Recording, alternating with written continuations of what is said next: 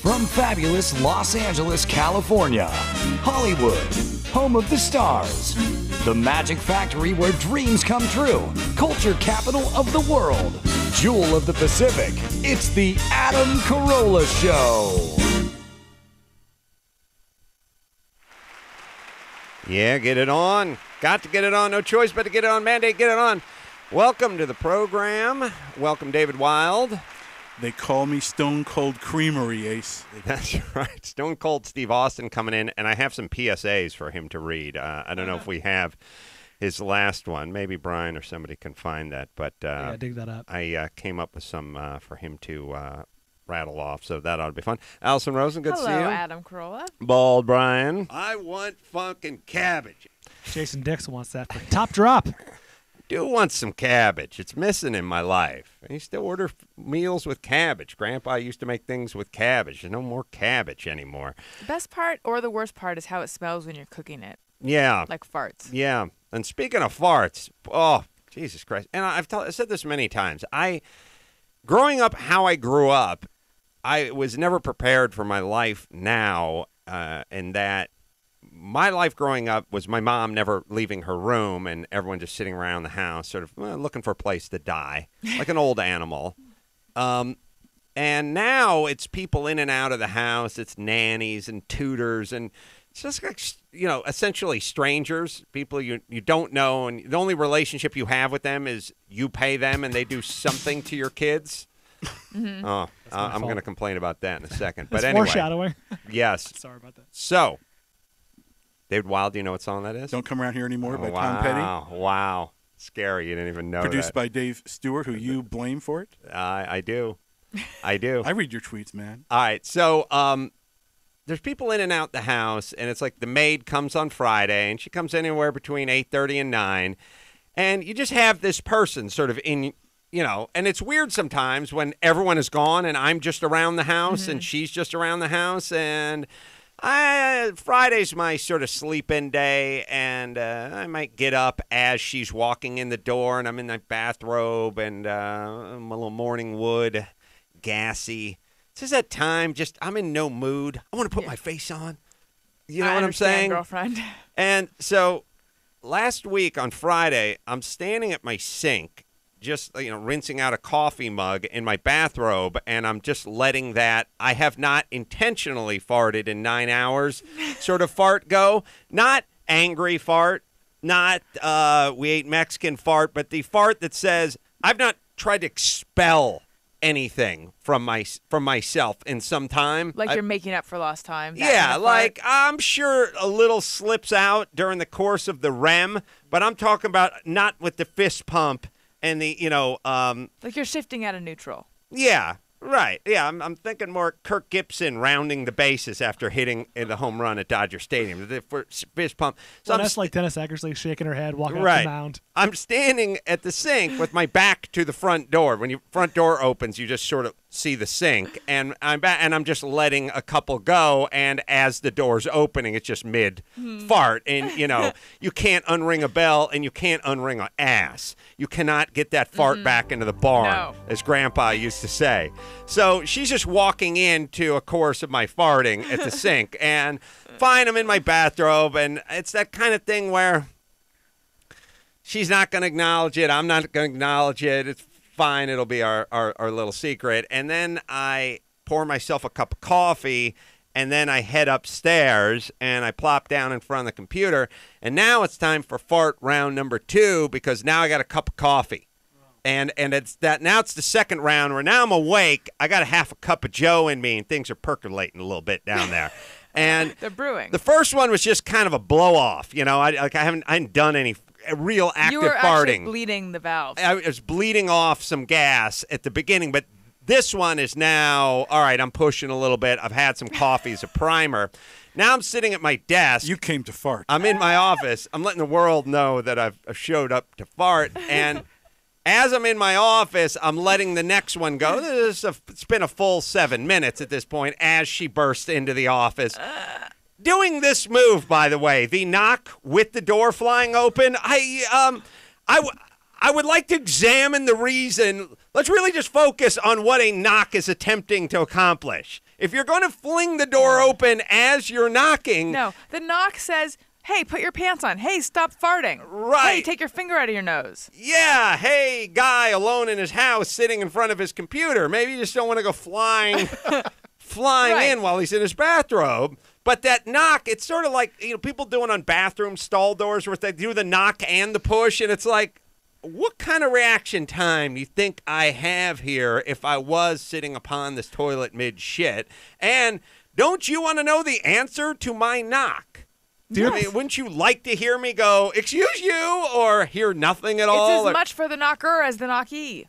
Right. So 6.5 to 7 minutes later, she's pushing the door open, knocking as more gas is flying out of me. And I just thought, I brought this upon myself. I don't know what to do about it. Dear Pulitzer Committee, please accept this submission on behalf of the Adam Carolla Show. Does this woman realize that you're the hardest working man in show business, or does she think you're a guy who just sitting around the house? Because this is the irony. You are the hardest working man in show business, and yet I bet she thinks of you as a guy in a robe hanging around farting. That's the only time she sees me, I think. Friday's probably my least busy day, and it's my gassiest for sure, and she catches me robe time just standing around farting. She must look around and be confused. How did he amass this small fortune just sitting and farting?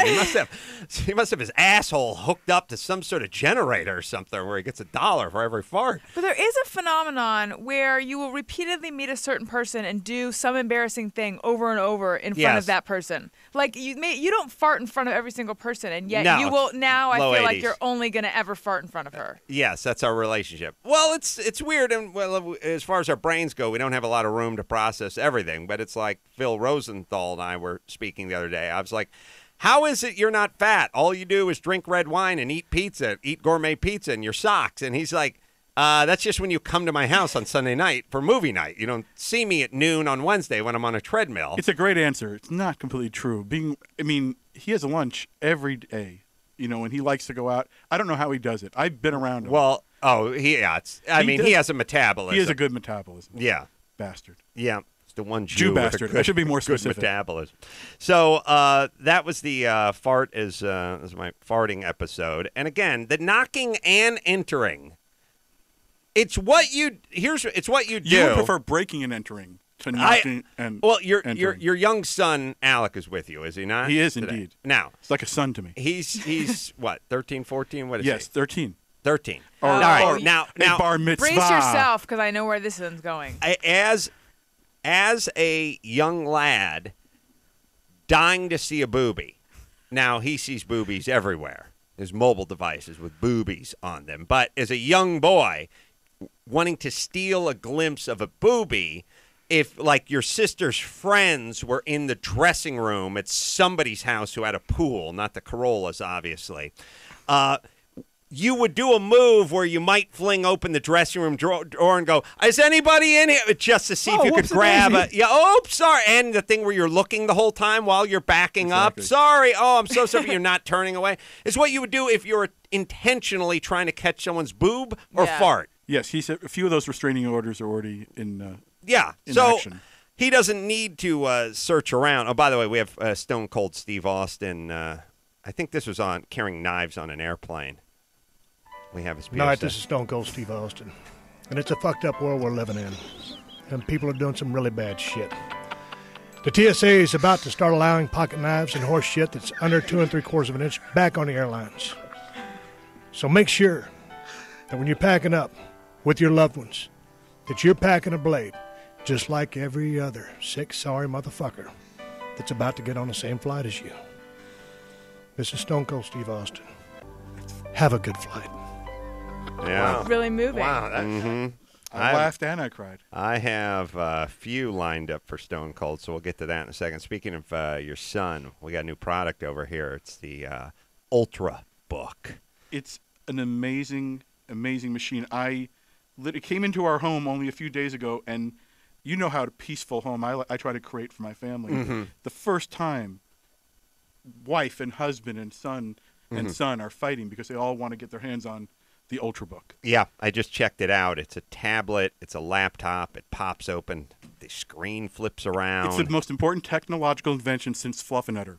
Yeah. It's so cool. I actually feel like that is exactly what I need because I have a tablet and I have a laptop and I love the portability of the tablet, but I wish I had a keyboard, and this has both. Yeah, no, I mean, Alec can explain why it's great. I can tell you that my wife is always trying to say, just take a tablet on a vacation, on a day or two trip, but I need to write. She's talking about Xanax, by the way. She means just chill out and go to bed, old man. Exactly.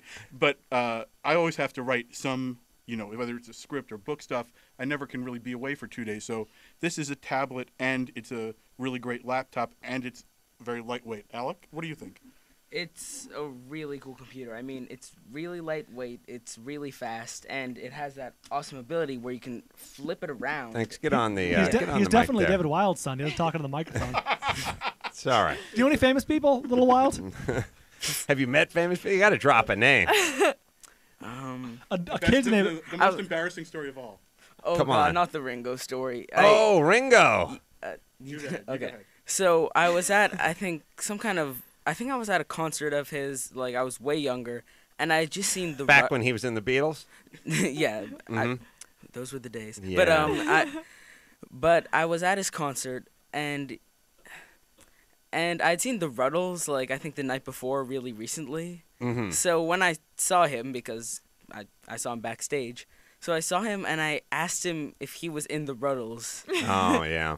And yeah, that's embarrassing. And Ringo said, unfortunately, I wasn't that lucky, son. And then years later, I was writing some jokes for some Ringo event, and he saw Alec and brought him over. He took him by the hand to introduce him to Eric Idle, and said, "Tell him what you asked me." Yeah, the Ruddles was like the spin-off, sort of the Spinal Tap version of the Beatles from. I don't know if it's as lost archivally or it's back or you can still get it, and it's the most brilliant thing. And honestly, I remember thinking that the kid. There's two mics there, so this is easy. Okay. Because there's two of you, and you each only have one mouth. So, Alec, you turn that one mic toward your mouth. Okay, I'm not sure if I understand this. Can we just go over this a couple more times? Two mics, two mouths. Yeah, the important point is the Ultrabook is like the Beatles technology. Yeah. Flip, do the flip thing. The Fab 2. Okay, so... Do the thing where you flip it open and flip the thing. So that's the thing. It's like a laptop, all that kind of stuff. And then you can take the screen out, flip it around, close it, and it's a tablet. It's really cool. And what kind of screen does that tablet have, Alec? I believe it's some kind of, Gorilla Glass, and it has very little glare. Ooh, like I used to outside, there's no glare. It's and awesome. show how the touch screen works. And it's touchscreen, and you can drag from any of the sides to go to the start menu or back to the desktop. All right, we're impressed, and it starts at $500. That's a super impressive part, and that's it. You don't need light too. You don't need the tablet, and I do have that thing. Even though I'm lame, I don't want to travel with the laptop because yes, it's too heavy and it's bulky, and it's all that thing with the airport, and then you take it out and put it on your head and shut it off and all that. I've been spending so much money sending him to private school. Now I'm just going to get him this Ultrabook and leave him in a room until college. And I would throw all your bulky computer stuff and your tablets and all that on eBay and buy one of these babies right now. Click through our Amazon link and search Intel Ultrabook. At least just check it out. It is the newest. It's the smartest. It's the coolest. Thank you, Alec. Don't let the door hit you on the way out. Or do. Thank you, my brother. And you're not leaving with the tablet, right? I know you can walk it out to. I trust you. You can go out to the warehouse with it, but that really should go with me. I mean, let's be honest. All right, David Wild here. Stone Cold Steve Austin coming in a couple few. I had some other stuff I wanted. Oh, yes, the pie. Did Gary give you that? He gave this to me. Someone tweeted me from the Huffington Post, yes. right? The people tweet me things that annoy me, but it's fine. It turns into content for the show.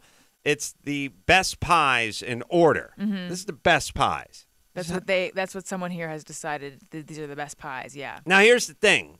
No one here ever has to read the Huffington Post again. I know you contribute on occasion, David Wild, but I'm sorry. Not after this whole pie mess. It's you sitting around with an earnest face saying that Let me try to think of a. Danny Ainge is the best player to ever put on tennis shoes and play in the NBA. You hear me, Brian? Danny Ainge. I agree, Ace Man. Oh yeah, well, he would. But it's and me with just and you can bring up Wilt Chamberlain, you can bring up Michael Jordan or Larry Bird. And I just go 150 better players. There's at least 150 better players. Danny Ainge, the best. And now the good news is when I bring up basketball or anything else, you never have to listen to me again because clearly I'm insane. He's not even the best player GM to ever play. Clearly I'm insane, and that's what's going on with the Huffington Post. Can I hear about what the top-ranked pie but is? You no longer have to listen to him for anything on any topic in any matter. Here it is. But my column on Huffington Post today, read that and then shut it off. Yes, and then shut it off. I very much enjoy Alison's writing on Huffington Post. Thank you very much. She's a great writer. Thank you. Really well, cool. they have 20. You want me to go? Yeah, you want me just to do all 20? Barrel through. All right, number 20, Oreo pie. Okay, first off, that's a kind of video. That's not a pie. Oreo pie? It's not even a pie. Look, you got to fucking... Okay, fine. Moving on. 19, grasshopper pie. I don't know what that is, but I guess it's green with mint something. I think so, which means I can't get on board. Just go top. They should have just gone top 10, but go ahead. 18. Ultrabook is next, right? 18, lemon meringue pie. Lemon meringue is a great pie. It should be higher than 18. Should not be 18 or lower in this case. Yeah. 17, Mississippi mud pie. Right. You show a little respect. That's not bad. Another rental. Go ahead. Well, I've never had that. Mm-hmm. Just mud pie. Yeah. 16, banana cream pie. Good should be ranked much higher or lower on the list. Yes. Number 1 in my opinion. 15, really? Shaker pie. I don't know what shaker pie is. I've had Quaker pie. Never had shaker pie. You've really had Quaker pie? No, I have no idea what that is. I made that up. 14, pecan pie. All right, good. These are all good pies. 13, pumpkin pie. All right, but pumpkin does not crack the top 10. That's so already bullshit. your pie list is null and void. But continue. Pie in the sky. Didn't you have a little Quaker pie when you were on the college tour in Pennsylvania? Yeah. Little Quaker pie. That's good. We'll edit that out. Number 12. When you're riding home with Alec and you start talking, did you just turn up the radio very slowly? His hand just reach over. Oh, I love this song. Just turn it up. It's commercial. Oh, good. Oh, good. Steve Miller. Oh, yeah, but the way the acoustics of the Bedspread King is just awesome. You love the Cars for Kids jingle? Yeah. Oh, yeah. 1877 cars. Okay. Donate your. All right. What's number? All right. Number 12, coconut cream pie. All right. So hold on. Coconut cream, lemon meringue, pumpkin. None of them crack the top 10. All right. Interesting. It's gonna be a robust top 10. Yes. 11, peanut butter pie. Again, not a pie. Not a pie like Oreo pie is not a pie. What is it? It's just some shit you made up and put. You can put anything you want into a pie tin, but you can't call it a pie. Number 10, chocolate peanut butter pie. That's all right. That's a candy dessert. That's not pie. It's pie. It's in a pie tin. If I take fucking flank steak and put it in a pie tin, it's not cow pie. There's no bacon pie. pie. The pun. Yes. Right. Keep going. Number 9, apple pie. Okay, that's good, but it seemed like a little higher rank than that. Number 8, cherry pie. Now, everyone likes cherry pie. I'm not a huge cherry pie fan. Too gooey for me, but it's fine. Should not be above the lemon, ranked higher than the lemon meringue or especially the pumpkin. Do you like the song Cherry Pie or the pie more? I do like, I hate both of them, actually. Go ahead. I'm with you on the cherry pie. It's like little eyeballs in there. And it's gooey, yeah. It's weird. We have similar taste in music and pie, but nothing else. Number 7, peach pie. In season. All right, this is an abortion. Number 6, strawberry pie. No, strawberry pie is a strawberry pie. I don't know. That was my reaction. When it's in season and it's done by Marie Callender's and you put tons of whipped cream on it, it's pretty good. But it's not better than pumpkin pie. Number 5, chess pie. Don't know what that is. I think it's another rental. That's a gay move, right? Number 4. I blew him through the glory hole and I left a little chess pie, so forget me not. Chess, the piece. Oh, sorry. Chess. Yeah. Isn't that your recommended African birth control method? Chest pie. Chest pie? Yeah, that's right. Coming on the tits. Cream pie. Number 4, blueberry pie. Again, texture. Not a big blueberry Number pie 3, fan. key lime pie. Well, key lime is good, but you can't put it in front of pumpkin or apple. And number 3, strawberry rhubarb pie. Sorry, number 2, strawberry rhubarb no, pie. No, again, too weird and exotic. A lot of splitting of hairs, too. The chocolate peanut butter and the peanut butter, the strawberry and the strawberry rhubarb. All right, number 1, chocolate cream pie. It's fuck. How many times do I have to say this? People, it's pudding. It's called chocolate pudding that you put in a fucking pie tin. It's not a pie. It's just pudding. Mm-hmm. Chocolate is it's pudding in a fancy bowl. Chocolate's cake. Yeah, chocolate cake is fine. I like pie better than cake. If I want chocolate, I'll have some German chocolate cake. You spooning fucking pudding and then Cool Whip over the top of it into a prefab pie shell. It's not a fucking pie. Adam, I'm deleting Huffington Post from my Ultrabook. I don't, as much as I love my Ultrabook, I will not write any more Huffington Post. This is a fucking attack, is it not? The terrorists win. If we accept this pie decision. You have put chocolate pie, 12 places, 13 places in front of apple pie or in front of pumpkin pie? Are you fucking high? It's un-American. It's un-American. Chocolate pie. Would that be on your top 20 of any list? Should be disqualified for not being a pie. Isn't a pie like filled with goodness and fruit and chopped up things? There's no logic pecans? here. There's 0. Never this again. This is a 0. This is a 0. You could go cream number 1, but it would have to be banana cream. You can't go. But the thing about banana cream and lemon meringue is they are fashioned from fruit. That's sort of the thing with a pie, right? And they existed. This didn't exist 8 years ago. None of this shit, Oreo cookie pie. I need to find out what chess pie is, because I have heard of that. You could look it up on my Ultrabook. Okay. I'm sickened. Chess pie recipes vary, are generally similar, and they call for the preparation of a single crust and filling composed of eggs, butter, granulated sugar, brown sugar, vanilla. This sounds like custard pie to me. Yeah, it is a custard pie. But what sets it apart is the addition of cornmeal. Mm-hmm. And corn syrup, which creates a more gelatinous. Gelatinous is not an appetizing word. No. They need to change that to something. Yes. Phlegmy consistency. That's what it is. Pie is then baked. The finished product is often consumed with coffee. Compliments it well. All right. You know what song I would sing to this pie list? Don't come around here. No more pie list. I heard that song. It ruined my evening. I was driving home from dinner, and I turned on the radio, and I heard that song, and I was like, ugh. And then I realized everyone's so dedicated to Tom Petty that nobody wants to say anything about the guy. But this is a horrifically bad song. It's horrific. Now, it's not Tom's fault. Tom's allowed to shit out a stinker every once in a while, but it shouldn't be played, right? If you want me to, my feeling is it's not a great song. It's a great record. It's a cool record. It was a cool video. I don't dislike it the way you do. It's actually I found the history of this song. Do you want to know the history of this record you hate? Yes. It was actually started by Dave Stewart with Stevie Nicks, and then I think I kept the sense someone made out with someone or someone was too high. Someone went home, and Tom Petty the next day finished it and really wrote it with Dave Stewart. So it started out as a Stevie Nicks song that Dave Stewart was doing for Stevie Nicks, and they only started working really again like 25 years ago. Later, they did a record last year that was really great.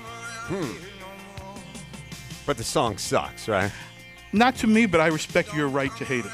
Is this the Alice in Wonderland video? Yes, that was a famous Alice. It was like she's a cake. Yes, and the eater. Yes, not a pie. Yeah. If she was a pie, the Huffington Post would have put right on some kind of bad list. The lyrics are horrible. That much we can agree on. Distinctive.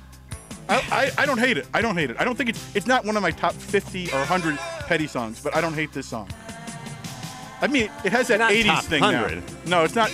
It's in the top. It's in the bottom 20% of Petty songs for me. Do you like them all? I love Petty. Huh? I do love Petty. But it's like, don't come around here no more. Don't come around my back door.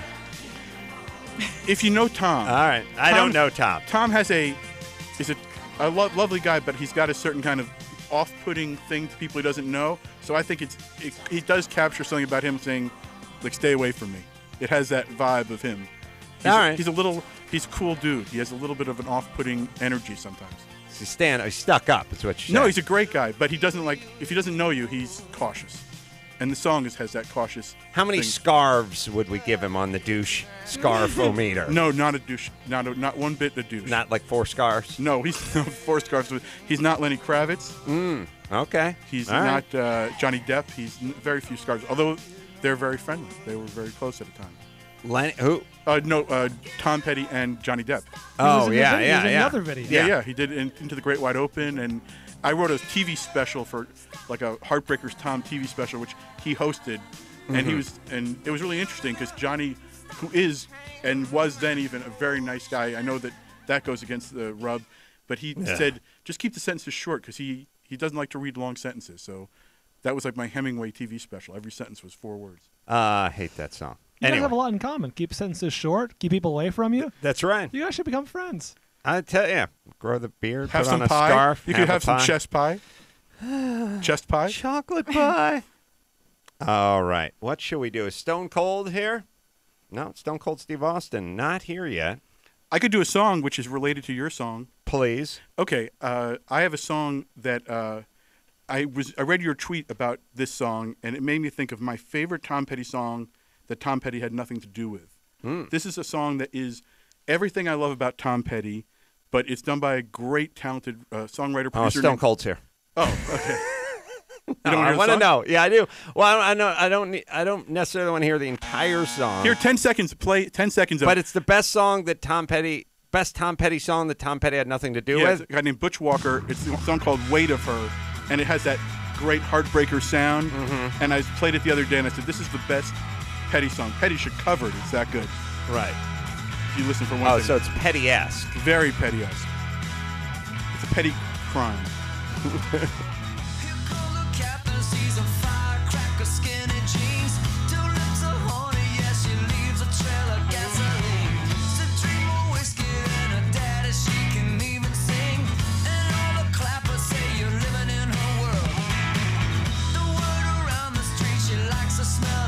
What year is this from? This is like 2009, I think. The chorus is about to come. We don't need to hear the whole thing, but I just think people should check out this song. Buy it through Amazon on AdamCarolla.com. Yeah. Weight of Her. That chorus, so petty. Oh. Yeah. Yeah. It's like Dan the Torpedoes all over again. Yeah. Like Here Comes My Girl or whatever. Great. You love those, right? Oh, absolutely. So Butch Walker. This guy, and he produces like a lot of big Pink songs and a lot of big other artists. He's a big producer, Fall Out Boy, all that, many artists, but he's a great artist in his own right. Really, and a lot of people don't know his stuff. All right, Butch Walker. All right, Stone Cold Steve Austin is here, so let's take a quick break. We'll bring Stone Cold in. I got some PSAs for him, and we'll do that. Oh, I should tell you, David Wild. Throw your Twitter out. Oh, at Wild About Music. Go on your Ultrabook and go to at Wild About Music. Follow me. That would be good. We're getting very close to 25,000, and I need to get over that hump. Get past Rick Springfield. Never. It's going to take. Don't say never. I believe we can fly. Let's do it. All right. With the help of Stone Cold and you. Quick break. Stone Cold Steve Austin next.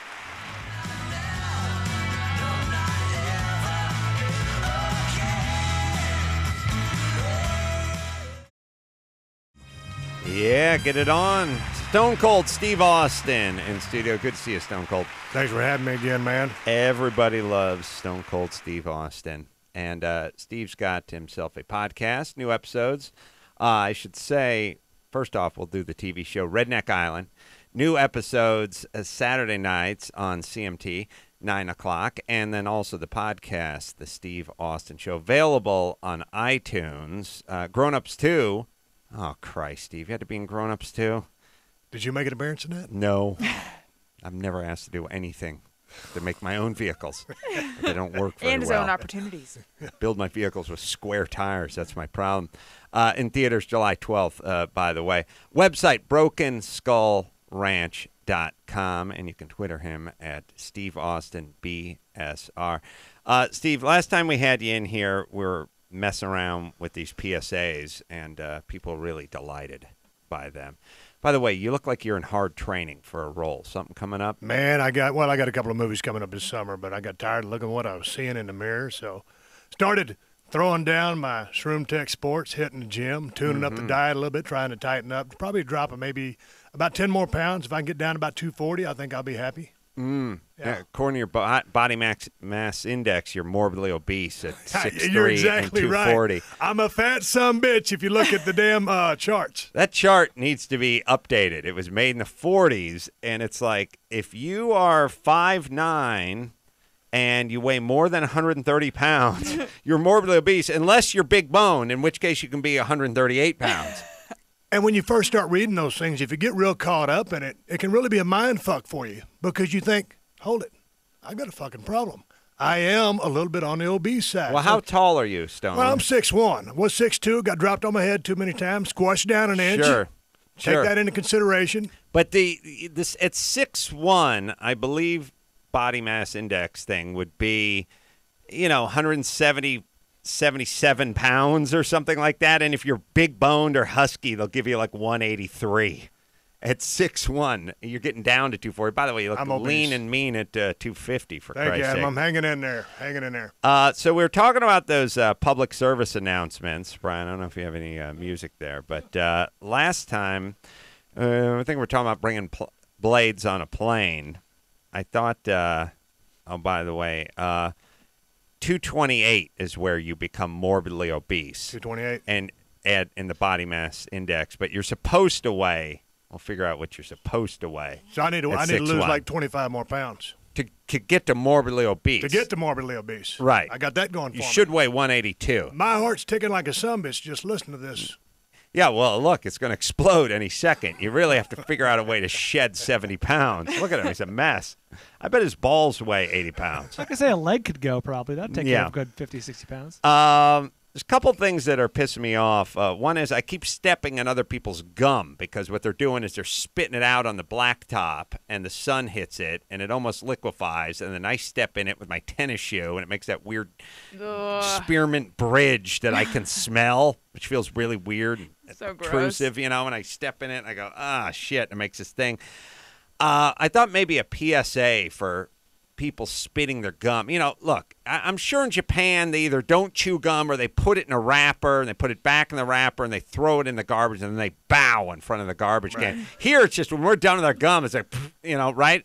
And it doesn't matter. People get out of their car, just spit it in between the two parking spaces. And, of course, when you're walking around your car, boom. It's like, take 10 seconds and spit it into a fucking hedge or a shrub or something. You would think I'd be asking too much. Yeah. No. To do that.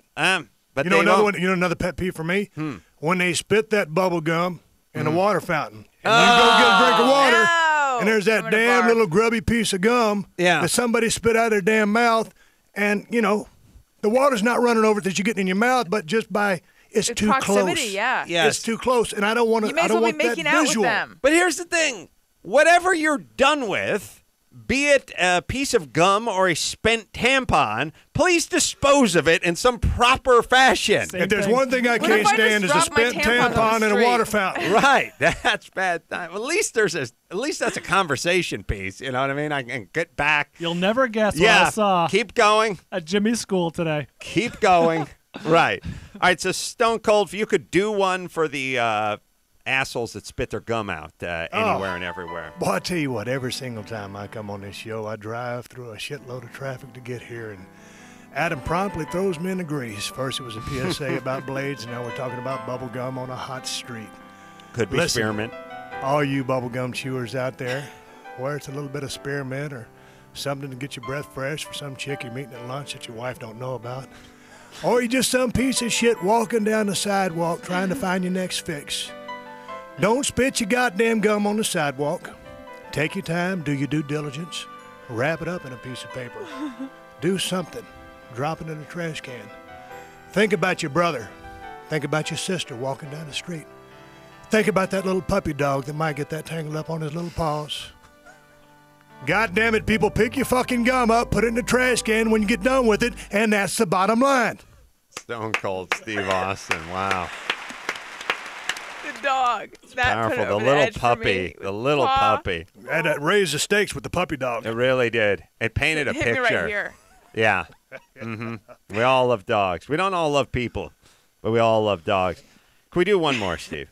Oh, God. Just one more. They're so good at it. It's your fault for being so good. Here we go. these school lunch programs where I got to feed your fucking kids. Yeah. I think you should be able to hustle up the 33 cents it's going to take to get them breakfast in the morning. And again, I'll set it up. You mow it down. But okay. my feeling is if you can't afford to feed your kids, maybe you should come on the tits. You know what I'm saying? Why don't you pull out? And I've done the oatmeal math. Scoop of oatmeal, a little tap water, and some brown sugar is all of 18 cents. You don't need the school lunch program. Where you're from in Texas, they have a little something called Pride, and they're self-reliant. But over here, it's a big deal where everyone needs to be fed, and I need to feed them. And everyone gets outraged when I go, feed your own fucking kids, and show them the message that mama and or daddy give a shit enough to cook them breakfast in the morning. It's not the state's job to start taking care of them. We don't need them indoctrinated into the welfare system that early. Stone? If you can't feed your fucking kids, don't have none. Go buy rubber, save up your money, get a vasectomy, take some pills, go get that morning after gimmick, whatever it takes. If you can't afford to feed them, don't have them. See that dramatic pause? Yeah, it's powerful. That's all I got. No, that's good. That's good. I mean, it goes back. I mean, have a little bit of pride. I mean, you know, it's responsibility. Don't just dump your damn kids at school and expect everybody else to feed them. We'll put it together. We'll put it together. Why? I don't know how to put it together. We'll fix it in the bay. We'll fix it in the bay? We'll fix it in the bay. We'll dig out the audio. Go ahead. Wake up time. Time to rustle up those kids out of bed and get them ready for school. And you got to get to work to pay those motherfucking bills they keep sending in the mail. If they stop sending those bills in the mail, you could stop working. But you still got to feed those kids 3 squares a day. 3 squares a day, and it all starts with breakfast. That means breakfast, a little bit of love, right before you drop those motherfuckers off at school so you get their education on. We all know that it takes some smarts to get on in society today, to make the world a better place to live, for each human being to be as good or as great as they can and aspire to be. And it all starts with a loving breakfast served right at home. Thank you. Stone Cold Steve Austin. About as caring, as tender as I can get. That's nice. Yeah. No, it's sweet. But firm. You know what I mean? With a little bit of a message there. A little bit of a message. Could be a lot of bleep in there for a PSA, but we'll make it work. Yeah, we'll make it work. Thanks. So, Steve, you don't live out in Los Angeles, do you? Yeah, I do. I live in the marina.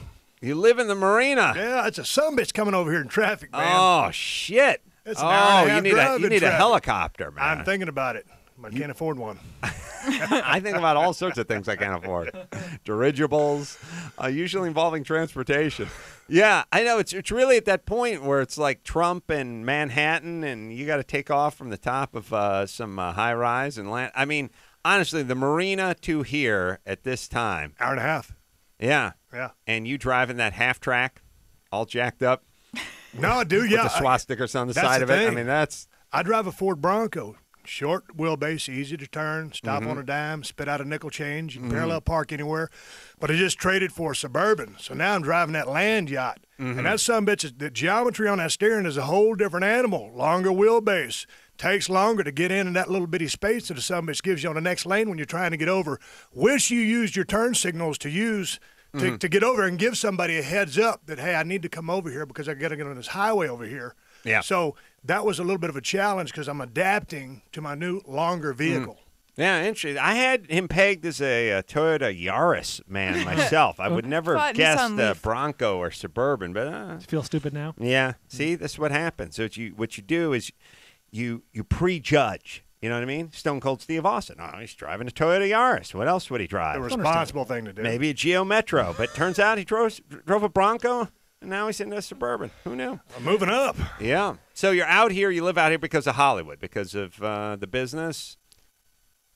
I don't necessarily have to live out here. I came out here to, more facilitate that process. It's not like I go to meetings every day. But, I'll tell you what, once you've been out here for a little bit, and I've been there for about 10 years, I love Texas. I still have a ranch in Texas. Go back and forth all the time. But you cannot beat SoCal weather. There's a lot of shitheads in Los Angeles. And for that matter, in big cities all over the United States. I've been to most of them. Right. But the weather here sure makes those shitheads a lot easier to deal with. Yeah. It's like a tourism PSA. It really is. Let's don't do it, though. Sorry. Come out to California, folks. There's some great fucking weather out here. There you go. All right, he's burnt out. You tell him to do another one. All right, let's do some news. Stone Cold, you jump in, crack wise, and we'll have some fun with it. 10-4 News with Alison Rosen.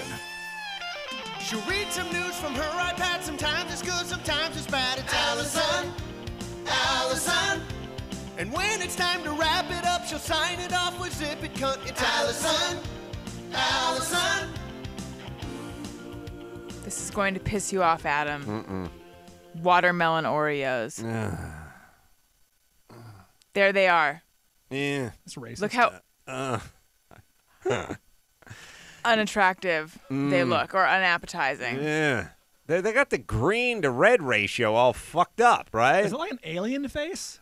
Yeah, it looks does like look a like an smiley alien face face. with antennas, but shouldn't it be all watermelon? Red? Should be all red. Yeah. So for anyone who's listening, Yeah.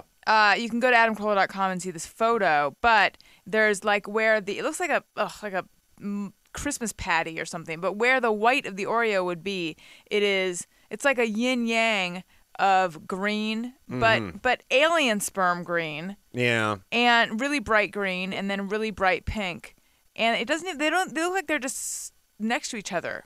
It's not even blended well, and it looks disgusting. The green is for the rind, right? The best part of the watermelon. I think so. All right. Yeah, the part you want to devour first. So if you're doing guacamole or avocado something, you do light green like that. You don't do the darkish, blackish skin color. Seems insane here. For some reason, we've all signed off on the idea that the way we represent watermelon artificially is to do the green and red. Yeah. I'm not signing off on it. I've not signed off on that either. And I don't like Oreos. I think they're shitty cookie. I can't stand the fact that they're on anyone's list. And you remaking them. And by the way, like I said, when you're giving tutorials on how to consume the cookie, like, well, I like to break mine in half and then wipe one part on my ass cheek, and then I'll have my dog lick it off. Like, a fucking good cookie's a good cookie. You put it in your mouth, you chew it, and you swallow it, and eventually you shit it out. You don't do the thing where you take it apart and break it apart and lick the center out of it and then put it back together again. By the way, they never tell you what happens after you lick that center out. Right. So now what do you have, 2 shitty cookies with no center? Yeah. And by the way, speaking of dogs licking your ass, sometimes when I'm playing with my dog, he'll lick my mouth, like actually the inside of my mouth. And just for good measure, I always go, ew. But it doesn't really bother me that much. I'm thinking of making out with him. Do you guys have this relationship with your dogs too? I was feeding my dog peanuts tonight before I came here. I was just feeding her the things, and then I gave her the little bowl I had the peanuts in. I put it in her mouth, and she licked the whole thing out, and then she left one. I popped it out. I was this close to popping it in my mouth, but then it'd mean we're like married or something, and in dog relationships. So I put it out and gave it to her. But yeah, I feed her. I put my fingers in her mouth all the time. But do you let her lick your mouth? I don't. I am when I see people letting their dogs lick their face. It's totally gross. It's totally gross. But I'm okay with it. No, I don't. It's gross when I watch it, but when Oliver licks my face, I think it's cute. I'm not down with that. I'm not down with that part with the animals. I like to roll her. My dog sneezes on me, which seems grotesque, and it is. If I like to roll my dog on her back, and my favorite thing is to roll her on her back and then slap her belly, and yell, "Who's a good girl?" And then when she lays on her back, she sneezes. It's like when you go outside and you look up into the sun or something, but it's like clockwork. If I roll her on her back, she does the back. She lays on her back and she does this weird like. And it's fun to see her gums flap the wrong direction. You know what I mean? Like their gums are like awfully curtains. Flappy, yeah. Yeah, so it's like I invert her and her flappy gums like flap up on her, and then she goes, and I go, okay, here it comes. And what I do is I get past the sneeze, like when you're going out and a wave is coming. You don't try to run back to the shore. You don't try to jump over it. You dive through it. I put my shoulder down, put my head next to her, and she sneezes past me. Wow. I duck down and put my forehead onto the carpet, and she does the sneeze. She does the pass sneeze. Yeah. Then you slap her belly and say, "Who's a good girl?" Yeah, but what kind of dog is it? Every once in a while, it's a lab. It's a blonde lab, yellow lab. I imagine Stone Cold has some badass dogs. kind of dogs do you 2 have? labs. Got a chocolate lab and Shona, the black lab. She grooms my face every morning, so she's licking all over me. Wakes up. I gotta give her this one. Really? Yeah, You can can do the touch pucker. Lick inside of the mouth. Yeah. Yeah. Mm-hmm. You ever sneeze on your dog? No, but she owes. I owe her because turnabout is fair play. It's a good place to sneeze. You do this? And I get sneezed in the face. If I screw my timing up, sometimes she just goes right on her back and boom, right in my face. So I had to give her that. I will bet Stone Cold's chocolate lab tastes better than the Oreo with the watermelon flavor. That's what I would bet. The watermelon flavor, the Oreo, it looks like one of Santa's little Christmas elves took a shit on a biscuit. And then they put a top on it and called it a green and red, whatever the new Oreo's called. Somebody's going to be They're the new just calling it spokesperson for Nabisco. Ain't got to worry about them coming on the Steve Austin gimmick, huh? They're just calling them watermelon Oreos. Well, you just said you hated the Oreo. No, they're I fucking dig the horrible. regular Oreo. You don't like the regular Oreo? Not Overrated. Not compared to at least the 100 cookies that I have above it. Well, on my power ranking. 3/4 drunk munchies with a big ass glass of milk. Yeah, okay. Well, you supplement it with booze and milk. Fine. See, artificial watermelon and artificial grape are my least favorite artificial fruit flavors. They can't pull it off. No. The best is the green apple, which just tastes like that nothing exists in nature, just artificial green apple, but it's its own flavor. Yeah. And they can pull I'm off. okay with artificial cherry as well. Yeah. It doesn't taste like a real cherry, but I'm okay with it. Grape bothers me. Yeah. I don't like the miniature grape jellies they give you when you go to the bad diner because No, that's me just neither. pectin. It's just sort of purple, sweet There's not even a gel. hint of it pretend fruit in there. Yeah, at least the strawberry has some pretending to be a strawberry. This is just, do you want something that light won't pass through that's sort of sweet that you can rub on your toast? They don't often couch it that way, but that's the way I hear it. It's just, what I'm saying is like marmalade may not be for everyone, but at least it's a decision. You make a choice. You go, marmalade's a choice, strawberry's a choice. Preserves are a choice. Raspberry, boysenberry, those are choices. The grape is just weird, sort of gelatinous translucent grape-looking It's toast shampoo. Shit. Yes, you don't need it. Yeah. Grape jelly, you? I'm okay with the grape jelly. I'm more of a strawberry guy on the jelly. But that being said, I think that's pretty good. Yeah, but from the diners now, they're serving dog shit. It's a pack. The packet's a cop-out. Yeah. I don't want the packet. You mean the little square thing? Yeah. The little rectangle that you have to peel the top off of, and then you just have a sticky foil? Yeah, and everyone avoids the grape and gets the other flavors going, and so they're left with this hopper full of grapes. So From sometimes, 1984. Yeah, they give you all grape, so you get 14 grape choices to choose from. Yeah. Bullshit. I do like the little wire thing they give you, though, that holds it. I like that caddy. Wire, yeah. I like that caddy. It's that's like a shower nice. caddy for your jelly. You know why? Because that's something that's dedicated. Yeah. It's not good for this and for golf balls. It's Only just this. good for this. It's a weird little thing.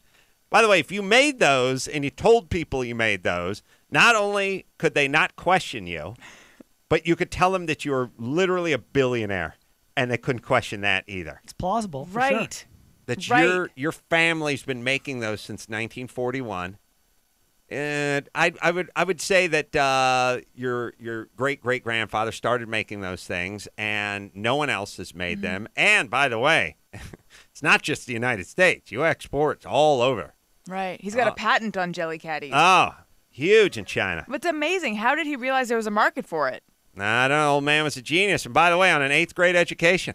Visionary. That's you throw that one in. Yeah. You know what I mean? Then everyone goes, yeah, sure, yeah. Do you know how much jelly they eat in Canada? Yeah. A lot. A lot. A lot. Let's say it's a lot.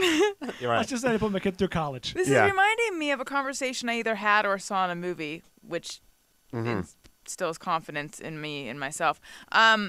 Someone who's like, you're familiar with plastic hangers, right? Well, her grandfather has the patent on plastic hangers. Mm-hmm.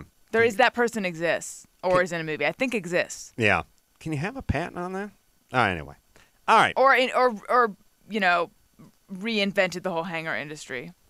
Yeah, there's money to make. You can make money. You probably make more money on shit that cost under $2 than you make on shit that cost over $1 million. Guys who make yachts and Bentleys probably don't make as much as the guys who make the widgets, Right. Mm-hmm. So Justin Bieber is in the news today because he was in Hollywood in his white Ferrari, and paparazzi were swarming around his car, and then he drove off, and there's video that shows that he basically hit one of the paparazzi, although no one was cited or arrested, and officers say there was no crime committed. We have the video. Tell me what you think.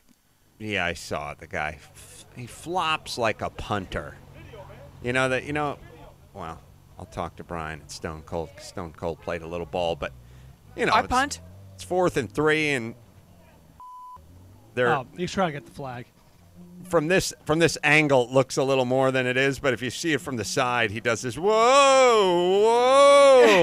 And also... Did the car even make contact with him? I don't think so. Able-bodied, athletically built brothers don't go down that easily. By the way, you can see the thought process. The wheels turning as he tries to get up. Yes. He goes, wait a minute, there's a payday. And he stops it on one knee. Now, here's my question. Son of a bitch. Later on, in order to carry through the charade, or charade as Stone Cold calls it, you have to call an ambulance. Yeah. Because everyone around you, let's see this again, the country's falling apart. See, everyone around you goes, stay down, stay down, right. Stay down. When you would be going, get the fuck up or I'm going to pee on you. I mean, when you were young, right. When your asshole buddies hit the ground in front of a bar, you don't get your fucking ass up. Everybody's looking for a payoff these days. And right. Like Justin Bieber, the guy takes the flop, going to try to collect some coin. Justin's driving a nice-ass white Ferrari. I'm in Home Depot today. My squeegee busted the other day when I was getting the water off my deck outside the other day. So I bought a new squeegee, about a 5-foot wooden handle on that sumbitch. Mm-hmm. So I got it. If I'm pushing my cart this way, I got the damn, stick going that way because I knew if I pointed it perpendicular, I knew there's going to be a sumbitch coming around there w's going to take a clothesline by it and sue me for just trying to buy a $15 squeegee. Mm-hmm. Obviously, these lawsuits between Bieber and myself there's a great amount of difference between. Yeah. But I was being careful in Home Depot buying a fucking squeegee. Right. And also, the clothesline would have been followed by a pile driver if you're Stone Cold. And that is not a sprung wrestling mat there, though. That is cement. He's on the top shelf. That's oh, look out! That's slab on grade there, baby. Yeah. That's got to hurt. Yeah, so the guy takes the fall. Now, in order to complete the charade, we must call the ambulance because he can't get up. He's injured. He needs to stay down and call an ambulance. So later on, there's footage of L.A. Fire Department or whoever sending an ambulance over, throwing him in the back of the ambulance and carting him off to some medical whatever, where they're going to take x-rays because he'll have to insist that they go through the entire process. Well, why didn't they take x-rays if you're in excruciating pain, paparazzi? So they'll take the x-rays. Now, I want him to pay for the fucking ambulance ride. Why should we pay for the ambulance ride? And what about the person who a block over got into a motorcycle accident and the fucking ambulance is carrying the flopper over to the fake hospital so you can get the fake x-rays and do the lawsuit later on? Meanwhile, this guy's bleeding out on the fucking street. What about the consequences of just using the cops, the fire department, or whoever as your own sort of personal injury attorneys, So you got to build the story out. So sit on the ground in the street, block traffic, fuck things up. To mention, what are you supposed to do when you're driving a car and someone's standing in the street and you're telling them to move and they won't leave the front of your car? Right. Shouldn't that be the end of it? You're in the street and there's moving cars. Yes, it should be. And he didn't look to be in pain, at all. No, but he did take an ambulance ride. And, the city, it's not like the ambulance ride. How much was that? $89. Plus mileage and fuel. No, that was several $1,000s it cost the taxpayers of the city that's broke. So that should come out of his pocket. Look, if we get to the hospital and we see abrasions and we see contusions and broken bones and whatever, good. But if he's fucking fine, then he should pay for that ride. I'm with you 100%. All right. You can't do any better than that. Yeah. You cannot do any better than that. Have you guys ever been in an ambulance? Yeah. When you fucked up your shoulder playing Pop Warner? Yeah, I was playing football. I took an ambulance from the football field once. And I always dream of that part where they tell me not to get in the back of the ambulance because a loved one's in there. And I tell them, fuck off. I'm going in the back of the ambulance. And then instead I fall along in my car. Yeah. But I always dream of that part, You actually dream of it or you fantasize about it? To do both. Does one mean masturbate? Yeah. Then both. It can. Then both. That's right. Yeah. I think only my football. I think only my football injury. Stone Cold, you played some football. Ever get carted off? Never carted off a football field. Took a couple of rides, in the wrestling business and a couple other things. I don't really remember too much about those ambulance rides. You're awake during, or at least I was. Yeah. You're just kind of in the back of almost like an RV, heading to go see some professionals going to tell you what the fuck you just did to yourself. Right. Is it like how you see on TV where there's someone over you and everything's beeping and you're all hooked up and stuff? I had just a severely separated shoulder, and all I remember is the speed bumps in the parking lot of the high school, and every time we went over the speed bump, I screamed in agony because my shoulder was hanging out. That's I remember. I remember the speed bumps, like cha-chunk. And do you think they would know how to drive around them? The idea that we have speed bumps is simultaneously the greatest message and the worst message, really, as a society. The idea that we needed to provide things to slow ourselves down. There's shitty cultures don't have speed bumps; they have donkeys. Do you know what I'm saying? Mm-hmm. We actually install shit to fuck our shit up. Like we need to fuck our stuff up and slow our shit down. We're going to put humps in the road. Yeah. And it's in parking lots. They put them in streets. I mean, they'll just put them right down residential streets. My neighborhood's full of them. Yeah, they're literally finding ways to slow our shit down. It's nice because those kids can play near the street now, but it's also frustrating because I have to drive over 8 or 12 of them every night. Yeah, and then you try to come up with this thing where if you can hit them at a 90-degree angle, which if you do an e-brake and you hit them backwards, you can get the back end to come around and just hit them about 90 degrees with all the weight off the suspension. It's like, it's one of those things. We filmed Redneck Island in Mexico, and I don't know, for some reason, in Mexico, they love the speed bump.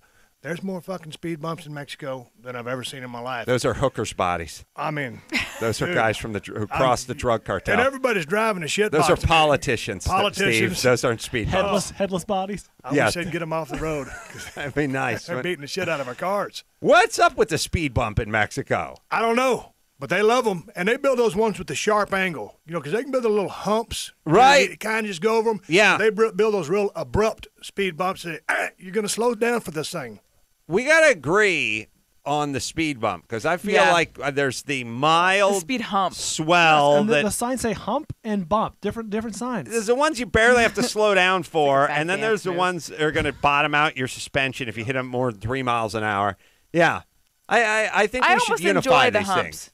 Yeah, the hump I don't mind. It's the bump. The hump I don't mind either. Mm-hmm. It's the bump, not the hump. All right, baby girl, what else we got? What's going on? The US and the Taliban are going to begin starting talks on ending the Afghan war. All right. Because those Taliban guys, it's great to sit down with them and really pick their brains. They met a key U.S. demand by pledging not to use Afghanistan as a base to threaten other countries, although America say that they must also denounce al-Qaeda. Uh-huh. Are we going to meet at our cave or theirs? Yeah. It's neutral cave territory. Neutral cave? All right. Jesus Christ. Did anyone know we'd be this fucked up this long? Like, no. If somebody said, like, in 1988, like, all right, don't worry, this whole Cold War thing's going to be over pretty soon, and Berlin Wall's coming down. Nothing to worry about that. Hasselhoff's going to be huge. What do you mean gonna be? I'm pretty sure he is. Oh, yeah, sorry. Pretty huge. I know, but I meant more in Germany. But anyway, and that'll be that with the Soviet Union. And you'd be like, good, then we can just get on with it then, right? Not so fast. What's the problem? There's a whole bunch of those shitty countries you haven't heard of and you can't pronounce. Yeah, what are they going to do? They're starting a war, but it's not like cute. No, it's not like a real war. With each other? They're gonna No, they're gonna like use other? our shit. They're gonna like fly our airplanes into our buildings and like use these things called suicide bombers. They get like a backpack and they fill them full of rusty nails and they go into like pizza joints at Tel Aviv. It's a fucking it's like pain in the ass number 2. Is Hasselhoff big or not? You can find him on the internet. Okay, thank God. Sorry, I didn't explain what the internet was. Oh, hey, you're into porn, right? Who isn't? I'm gonna make your day. I'm just saying, I needed a little break between the Soviet Union and whatever's going on over there in the Middle East. Like, I feel like it just went right. It just flowed right into it, like a shitty DJ playing 2 songs you can't stand. You know, just sitting there and mixing up. Now it's right into this thing. And these wars don't have beginnings, middles, or ends. They're just kind of. It's been 12 years. Yeah, they just. When we got into these wars, I would have not thought that it would last 12 years. Well, there's nothing. You're not going to end a war where people don't give a shit. Like, they have to give a shit. You have to go. You need a part of the populace going, hey, man, that's my house. You know what you're doing to my home prices in Tikrit? You're driving them through the basement, through the spider hole where Saddam's hiding. Like, you need a bunch of people that go, look, man, this is a fucking hassle. It's the whole sort of jihad part of it that's fucked everything up. Yeah. Germans, Japanese, whatever, Italians, eventually they'll see some reason when you start blowing up too much of their stuff and they go, all right, fuck it, let's just move on. You know what? Let's just go invent something. Let's just start making cars, selling shit, and get a swimming pool. That is what got us out of the war. Yeah, to start selling shit to the people that are blowing our shit up and we'll get out of it. This, I don't see. This is a mindset. I mean, this isn't. It's ideology. Yeah, it's not about money. It's not about finance or commerce. Like, I don't know when we're going to. It's not about something that can be compromised. Right. When we're going to talk anyone out of this. Yeah. You know what I mean? Like, you know, the Japanese were like, all right, look, a couple nukes got lit off. We're not going to win this one. Put your guns down. Let's start rebuilding. And then they put their shit down, and then they start selling us cars. Fine. This is not going to work that way. I don't know that there's a definitive end to this. It's just a slow bleed. Sort of like how I believe baby corn is good, and you think it's bad. And everyone thinks it's bad. Everyone there's hates, a few vocal baby corn lovers out there. Everyone hates baby corn. It's not true. Stone Cold Steve Austin. Baby corn. Baby corn in a can? What? Sure. Is it in a can or is it on a cob? Oh my God! I've never seen it on a cob. That would be fucking. What do you mean? Cute. It's always on a cob. Baby corn in a can. It's always on a cob. It's right, but it comes from a can, but it lives on a cob. But when you buy it, is it in the can? Or? Yeah, it's in the can, or it's at a salad bar. I mean, it probably came from a can. I don't think I've ever eaten a It's baby the corn. part of Chinese food you pick out. It's rare that you really do the segregation thing with the Chinese food where you go, I'll slide off. It's to not one only side. in Chinese food; it's also in salad bars. I'm going to research this. I'm going to eat baby corn Let versus us regular know. corn, and the next time I come back, I'm going to give you my feedback. Thank you very much. I'm going to research this thing. The fact that He's on it. you've reached a ripe old age of 40 and no baby corn is past your lips is a bad sign for baby corn. Bad sign for baby corn. I got to give him that. Yeah. That being said, it's never too late to give baby corn a try. That's right.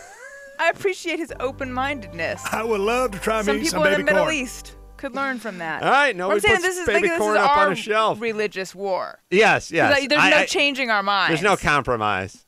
Yes, there's nothing you can do. One of us is right, and there's you. I think the people speak and have spoken when it comes to baby corn. More people Brian thought and the I world was disagree flat. on many things, but the baby corn is not. Baby corn is terrible. It's terrible. What's good about Say it? bald corn. What is so bad about it? Thank you. Well, okay, it's corn where you eat the cob. That's what's bad about it. Fun. Oh, it's like that little hors d'oeuvre gimmick. Yeah. Yeah. Yes, I had a couple of those. And? Yeah, they're okay in a pinch. I wouldn't get, as far as regular corn versus baby corn, I got to go regular corn. Listen, But they're taking it further and saying baby corn is gross. no, people don't like it. If you set out a salad bar, let's work this out. Yeah. You got a salad bar. You got your hard-boiled egg. You got your beets. You got your different varieties of lettuce. You got your beans, including garbanzo and whatnot. Yep. You got your croutons, your cheese, things like that. Trying to think what else. Tomato. Some olives. Olives. I like a black olive. We should Pickles. rank everything in a Pickles. salad bar. Cucumbers. Yep. I'm saying if you lay out 12, 15 items at a salad bar, baby corn is a distant. It's a Zola Bud-esque. Good call. Anyone know who Zola Bud is? Wasn't she the marathoner? She was the barefooter Yeah. who she ran in the Olympics. Oh, that's right. She tripped. somebody like tripped her. She ran into somebody. And she came in last, but I mean, dead last, like several hundred yards. Or maybe she just stopped and started crying. The baby corn More just delicious cried baby next corn to the for sneeze me. guard. All right. When I come upon a salad bar with baby corn, I feel like I've found a good salad bar. So you just go ahead and load up on the I baby do, corn for that's somebody comes in right. and just scavenges it all up. Actually, I never have to worry about that. I would argue that you have difficulty finding baby corn at finer restaurants. I 100% agree with that. I'm trying not to exaggerate, but I feel like I've only seen baby corn discarded. You know what I mean? Like from I've never Chinese seen it food. consumed. I've only seen it on the edge of plates. The Chinese use it as a sort of packing styrofoam is it to like parsley. It's their way. No, it's their way to fill out a plate without anyone consuming it. It's probably cheap. It's abundant where they're from. They know the round aisle eat anything, and they just throw it in the wok. It takes up room. It displaces all the chicken. It's almost a scam. It's a scam. It's a filler. It's tonnage. It's filler. Yeah. That's right. It's corn byproduct. Yeah. Brought to you by small corn, not big corn. See, Alison, you really didn't like it, did you? I do like it. I did, and I do.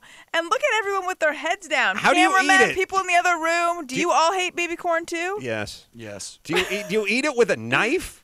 No, you eat it with your fingers. You can eat it with your But at that same you don't do that. Is that you your favorite thing at the salad bar, the baby corn? No, it's not my favorite thing, but I like it. So it's on the bottom of your things, and you Nope. like it, I but really it's on like the it. bottom of All things right, that you let's like. be prepared to be outraged.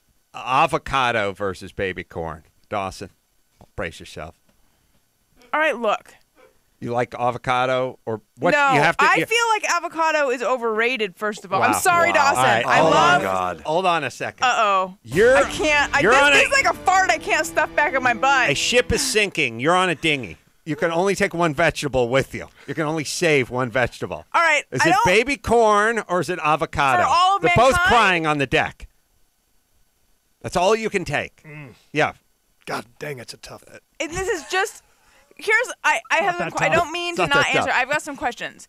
Yes. Are we looking at what will sustain me for longer? Just you. Just what I you want. Oh Yes. my God, baby corn. Over avocado. Yes. Scurvy. Wow. Okay. What about later, husband? What about tomato? Baby corn. Over the tomato? That's right. All right. Now we're getting some deadly ground. Asparagus. Ooh. Yeah. Baby corn doesn't make your wee smell weird. I know, and I'm torn because I do like to smell my piss after, but I'm taking baby corn. Oh my God. I'm gonna need therapy after this show. Yeah, me too. All right. I'm just gonna keep pressing forward here. You can waterboard me with your words. I'm throwing corn. out a wild card here. Garbanzo. Baby corn. All right. Now we're getting in. Now I'm gonna go. How about this? How about a Rainier cherry? That's the best thing God ever created besides Stone Cold. Second only Stone Cold Steve Austin, a Rainier cherry. You know what would give the baby corn a run for its money on my salad? Hearts of palm. Oh, hearts of palm. I dig that. No. Yeah. Oh, yeah. Definitely a heart of palm. I can see this is a chasm that we're never going to bridge. And yet I spent years hating hearts of palm. If it's too vinegary, it still makes me kind of want to barf. But otherwise, I like it. What about artichoke hearts over baby corn? Baby corn. Oh. Really? I like an artichoke heart from an actual artichoke, but the kind at the salad bar, you take a bite into it, and it's like there's a cactus in my mouth. All right. Over baby corn. I just like it. All right. So there's no. I prefer to jicama. And then the bizarre hearts of palm is the only thing that could possibly give it a run for the money. And I don't even know where you get a heart. That to me, hearts of palm is a lateral. The baby corn and the hearts of palm are the two. What are you putting these out for? Yeah. For me. Okay. You're the one. I'm the one. Have fun in the asylum. All right. Let's see. Let me give a little love to one of our fine sponsors. GoToMeeting, baby. Oh, I think we got a winner this time. We use GoToMeeting here with HC Faces, brought to you by Citrix. Now, if you can read those, Allison, maybe get yourself out of the baby corn doghouse by doing a nice job of reading these. We have a contest, and it was if you could go to meeting and meet with anyone, living or dead, who would it be? And we pick a winner from the tweets that are up on the screen. So let's hear some of these. Wendy Buchanan says Eddie Vedder, Dr. Drew, Ace Man, and Oprah in that order. All right, that's an ass-kissing one, but I appreciate it. All right. You think it's ass-kissing even though she put Eddie Vedder and Drew ahead of you?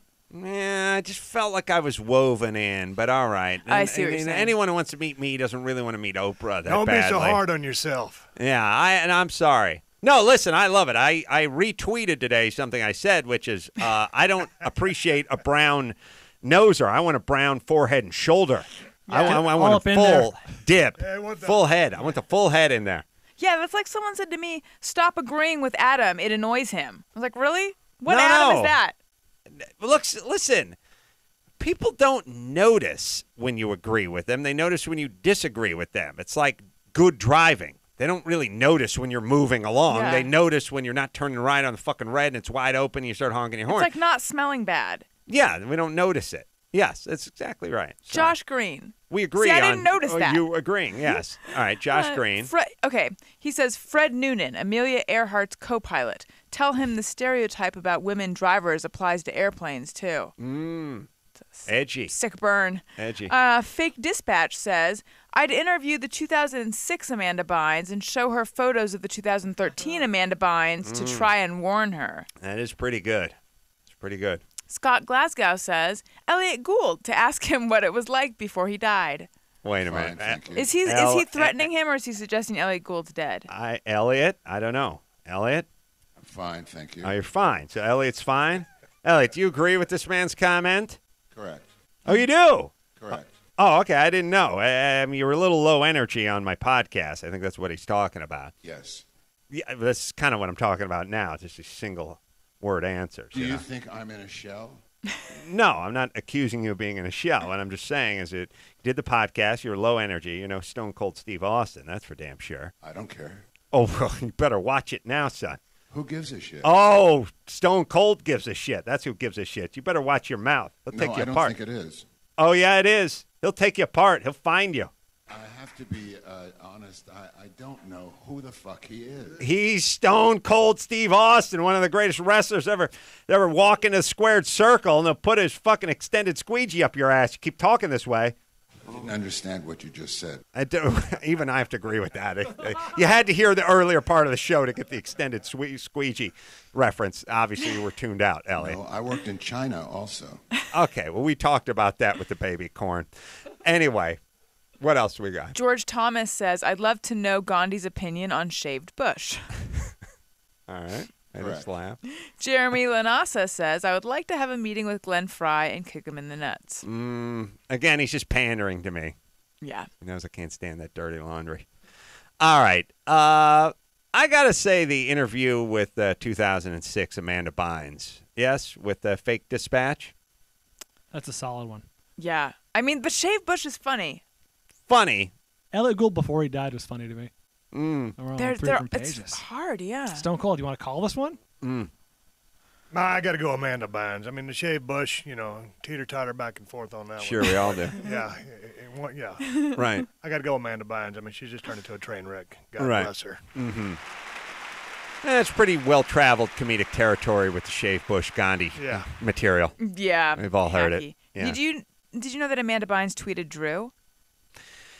Yeah, I was talking to Dr. Drew. By the way, so who won? Oh, sorry. Yeah, a fake dispatch won. Yeah, won a Logitech HD webcam and some autographed by my assistant, Matt. I'm not going to take the time. Autograph show swag. Oh, I shouldn't have said that. Try GoToMeeting free, 30 days. Just visit GoToMeeting.com. Click on the Try It Free button. Use the promo code Adam. Yeah, I was doing a show with Drew earlier today. I was doing our show, and he was talking about, he said this innocuous thing about, Amanda should do like what Amanda wants to do. Maybe it's time to leave her alone, and hopefully she'll get help if she needs it or something like that. Yeah, and then she tweeted back, called him ugly. Yeah. Leave me alone. I think you're ugly or something like that. Right. Except for, here's the thing. When you're calling people ugly, and the people you called ugly before that were like Angelina Jolie and Brad Pitt, then you want to get on that list. Yeah. That's her ugly list. Right. It's like that Twilight Zone episode where they Eye of the Beholder. Right. There you go. So if they're going to, make fun of someone, if they called, the last person they called ugly was Danny DeVito, and then they're calling you ugly, you go, well, maybe I should drop a few. But if they She calls everyone ugly. Right. She calls beautiful people ugly. That's like your theory about how you shouldn't be put off from sleeping with someone if they slept with like a male model before you. Right. And along the lines of you should have assholes think you're an asshole. Yes. That's a good time saver. Like, you want people who are truly assholes to think you're an asshole to leave you alone. Mm-hmm. You shouldn't want assholes to like you. You think you want everyone to like you. Right. Assholes, next thing you know, you're golfing with an asshole. Right, Stone Cold? Hate that. You got it. You learned that at the Groundlings. Steve, yes, and. Stone Cold Steve Austin, do you err more on the side of wanting assholes to think you're an asshole or wanting everyone to like you? I'm more in the latter camp. Yeah, that's a good one. Yeah. I don't know. I'd rather people like me as long as they like me for who I am. I ain't gonna try to be anything different. So if they like me, that's cool. If they think I'm an asshole, more power to them. So I'm just, I don't know. I'm kind of just more in tune, I would have to say, just in being myself and let them go accordingly. And at the end of the day, who gives a shit? So, Alison, you're saying you want to be universally loved, yet you make your proclamations about baby corn, which you know are turning America against you. I find that an interesting dichotomy. I don't know if you'd go so far as to say it turns America against her, would you? I'm under. Maybe a little strong. I'm understating he's in the problem. process of turning America against me. That's the thing. The problem. He's saying America was already against her, right? That's right. For my views on architects, this is insane. No. I will not stand for this. All right, what else we got? The NSA director says a plot against the New York Stock Exchange, a plot to bomb the New York Stock Exchange, was foiled thanks to their surveillance. Well, now now we have to come up with all this shit we've done that we didn't tell us about. Yeah, it's like and it's impossible to know whether this is true or not. Well, it's also what is foiled. You know what I mean? Like, how far along are we talking about? Did you intercept an email from some 19-year-old with a fucking axe to grind, who was here on a college visa, who was, with drunk texting or something? It would be a good idea. Yeah, right. Or did we catch guys with, explosives and backpacks heading in an unmarked van toward the stock exchange? Like, look, maybe they did, maybe they didn't. We're going to hear about all the stuff. I don't really care about the whole NSA listening in part. People always explain to me why I should care about it, but as I say all the time, people are really upset when they encounter people who aren't that upset. Look, there's plenty to be upset about as it pertains to the government. This is their attempt to try to prevent another 9/11. And if that's their attempt, and a few people, a few narcissists have a few emails read and things like that along the way, so be it. As I said, when my twins were born, they were both assigned a 7 or 9-digit number, whatever it was. I think it's a 9-digit number. That's called a Social Security number. They literally get assigned a number. You're born in this country, you get a number, and that's the government following you via that number. That number must be written on every application, every attempt to get a license of any kind, every medical form, everything. So they're pretty aware of who's running around and what they're doing. And again, it's one big fat rule. You could get back to the bay a lot faster if you drove 100 miles an hour in your Suburban, but you're going to get pulled over and probably get arrested. There's a rule. And if you want to ride with your seatbelt off, there's another ticket. And if you're talking on your device and it's not hands-free, there's another ticket. And if you're smoking and ashing out the window, there's another ticket. If you don't have a front license plate, it's another ticket. If you have an illegal limousine tint on your side windows, there's another ticket. And if your kid's in the back seat and under 65 pounds and not properly fitted into a child seat, there's another ticket. So we got some rules. We got 200,000 just pertaining to the automobile alone. I only gave you 150,000 of them because I was trying to make a point and save time, and because brevity is the soul of wit. That was only one nostril working on that one. I could tell you. But the point is, they know what you're up to. At least they're trying, in this case, to prevent things, and I'm fine with that. Now, when they start, I don't know, singling out journalists whose political views don't jibe with theirs, and then, then trying to, leak things or something, now we have an issue.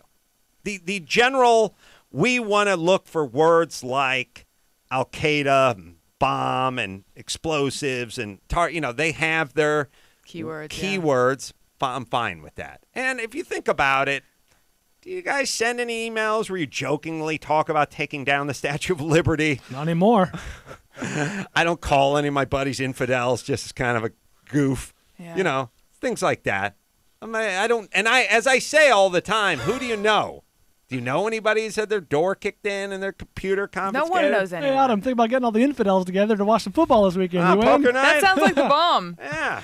Oh, yeah. Yeah, it'd be good all the time. We're going to the house down. The Raiders are going to wage a jihad on the Raiders. It's going to be awesome. Yeah, you still got that white house, your house painted white. We're going to tear that thing down, man. Yeah, there you go. Tear down the White House. Yeah, it's a capital idea. Yeah, it is. Mm-hmm. And there you go. Yeah. Trying to make some. All right. I wish. Look, people will explain to me why I should care more. When I see the government, when I see them attempting to do something, I don't care how bad they fuck it. Look, I had my 7-year-old twins try to wash my truck over the weekend. They fucked it up more than they helped it, right? They're squirting the hose at each other. They're fucking rubbing the same spot over and over again. When they take the spritzer thing, they push it up against the thing and spritz it. They don't hold it a normal spritz. When does the spritz distance get worked out in a young child's mind? I always said to hold it back. Then they hold it back 4 feet and it falls on the ground. No, put it up. Then I tried to get the bucket going with the suds, but they're putting everything into the bucket and they're making some bouillabaisse of chemicals. They're putting the rim cleaner in with the suds. They fuck things up. But they were trying to help Daddy clean the truck. You're saying that's our government? No. Here's what I'm saying. Yes. What I'm saying is they were trying to help Daddy clean his diesel dually that you can see over there if you want to see a nice truck. Crew cab. Ford F-350. Anyway. You like that power stroke on the Duramax? Well, I had Gale Banks breathe on the turbocharger, so I got a lot of horsepower coming out of that thing. But the point is this. They did a super shitty job, but their heart was in the right place. Well, not really. They wanted $12 that Daddy had promised them. Daddy's not paid them because they did a shitty job. But they were trying to help Daddy clean his truck. Yeah. When the government starts fucking with its citizens, giving out, when they take a whole bunch of assholes from high school and say, go up in the hills and look for every car that's, by the way, an automatic and put in park, and look for everyone whose wheels aren't turned in at more than 30 degrees on any grade that's more than 4 degrees and give them an $80 ticket. That's the government fucking with us, and that's the government I hate. When they're trying to help clean Daddy's truck, oh, fuck it. Even if they do a shitty job, fuck it. Now let's talk about limo tint for 1 second, because I never had any feelings about it, really, until the other day. I was on the road, and I was getting this claustrophobic feeling because I couldn't tell whether traffic was beginning to back up or not. And I realized it's because there's this opaque vehicle in front of me that's not a van, it's a car with limo tint. And then I started noticing how much I rely on being able to look through the car to see what the traffic in front is doing. Yes. And then I thought, is that why limo tint is illegal? No. Oh. That's the name of a black porn star from the 90s, by the way. You ever worked limo tint? He's a real pro. Yeah, total pro. He'll be missed. He will be missed. And if you have that opaque, tint, then aren't you always more at risk of being rear-ended? The limo tint was. The tint is there. And you can do your back windows, but you can't do the driver's side or the passenger side window. So what I'm getting upset with is actually legal. Yes. What you can't have is the tint on your side window because you could be a gangbanger. You could be sitting in there with your Mac 10 on your lap and sitting next to a cop car, and they couldn't see what you were doing on your car. Except for, you could do it out the back window. Yeah, you'd have to have some of your Crip or Blood or whoever was in your particular gang go sit in the boot. You know what I mean? But the cops want to see when they're coming up to the car. They want to be able to look in and see what's going on in the car. Well, I do too. I want to see the traffic. You want to look through the car. Yeah, I agree. I feel that way about like all the big SUVs and all the stuff that's out there where I can't see around. Drives me nuts. I do my braking based on the car that's in front of the car that's in front of me, which is not a great recipe, but that's how I do it. I'm like you. But you get mad when you're driving, like to your point, when you're behind that car, and I'm driving, like you said, through that car, and the car that I'm right behind, there's a 30, 40-foot gap. And I'm looking through that windshield thinking, all right, asshole, pull up. Right. But it's one of those cushion drivers. Yes. So I'm looking at where I'm at, but I'm also looking through at what this idiot's doing, and that angers me. Yeah. Yes. No. Let me say this. Especially in traffic, there's a rule, and it's a stupid rule, but it's something like, 10 feet for every 10 miles an hour you're traveling. In motion, yeah. Or 20 feet or something insane. Now, if everyone did 20 feet for every whatever you're moving in Los Angeles, I'd be up my mom's cunt. That's how far fucking back I'd go. It wouldn't even just be on the freeway. Time would go backward. Yeah. I would literally go back up my mom's coos. That's where I would go if everyone. So fuck that rule. That's right, Mom. Fuck that. Everyone accordion up. Would you please move on fucking up, and it's all pay attention, but move it on up. But those cushion drivers, especially when you pull up at a stoplight and you're trying to come out of an intersection, get in a turn lane, and the dickhead is 30, 40, you think, oh, you self-serving bastard, pull up so I can get out the damn way before I get rear-ended here. They leave you in the fucking middle. Yeah. Yes, they leave you in the Hello, PSA. there's other people on the damn road. PSA. Come on. Cushion drivers. All right, cushion drivers, it's time for you motherfuckers to just get off your brakes and edge on up to that car in front of you, because believe it or not, there's other motherfuckers on the road who are trying to get somewhere. They're trying to get to a job so they can pay their bills. They're trying to pick up a loved one over at the daycare. Or maybe they're going to pick up their kids at school. They had a great day at school, trying to get that education. You've already given them that first square meal before you dropped them off, so you didn't have to shell out taxpayers 33 cents to feed that little bastard. So you're doing the right thing. Everybody, ease on up there. Remember there's other people on the road. Don't be a cushion driver. Put your foot on the goddamn... I've just totally fucked that up. No, you're good. No, we it's can good. fix this in post. No, Yeah. we'll dig it out. It's good. We can make it better. No, you got it. All right, but anyway, back on that train of thought. Come on, everybody. We got places to do. We got places to go. We got things to do. Haul ass. Be safe. I don't like the be safe part. Let's try it again. All right, everybody. Speed up. Lessen the cushion. Haul ass. Try to be safe. No. Let's I don't want to put words in your mouth. Haul ass. Shake your ass, or I'll shake it for you. And that's the bottom line. Thank you. It took a tag team to do it. I got stumped on the cushion driver. I blew it. No, it's all right. That's all right. You know what it is? It was too close to you. Yeah. You were too passionate. It was. It was. Personally, I mean, I started reliving this whole thing. No. I started sweating this bullets. was like your I son was reaching playing, for my seatbelt. I gotta put this it's like your motherfucker son on before I playing get killed. quarterback in crunch time. You're running out in the field. You're losing your mind.